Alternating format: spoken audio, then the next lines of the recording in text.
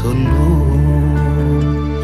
ஒரு கரு போல காத்தீரே நன்றி, என்னை சிதையாமல் சுமந்தீரே நன்றி.